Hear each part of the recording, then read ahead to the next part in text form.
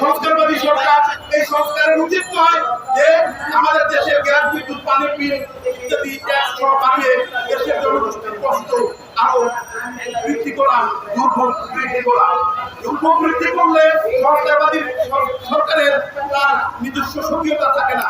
সরকারের উচিত এখন অর্থনৈতিক অবস্থা যেভাবে আছে, বিশেষ করে সরকারি আমলা গোষ্ঠী তারা যেভাবে লুটপাট করে দুর্নীতি করে দেশের মানুষকে কষ্ট রেখেছে, সেই কষ্টটার কিছুটা ভোগ তাদেরকে করা উচিত। তাদেরকেও 1 মাস 2 মাস বেকার রেখে তাদেরকে সাহায্য করা উচিত। তার অতীতে অনেক দুর্নীতির সাথে জড়িত ছিল। সরকারি লোকদের যে দুর্নীতির কারণেই আমাদের দেশের পলিটিশিয়ানদের আগে রাজনীতিকদের যে সুনাম ছিল সেই সুনাম ক্ষুণ্ণ হয়েছে। কারণ কোথা দিয়ে দুর্নীতি করা যাবে, কলমের কোথা দিয়ে তাদের নিজস্ব অবৈধ কার্য করতে হবে, সেগুলো আমরাই দেখিয়ে দিয়ে আমাদের দেশের রাজনীতিকদের চরিত্রটা বিনষ্ট করেছে। আমরা অবশ্যই চাইব, বিশেষ করে সকল দুর্নীতি যদি বিচার হয়, তাহলে আমাদের যে দুর্নীতির যে ইন্ধন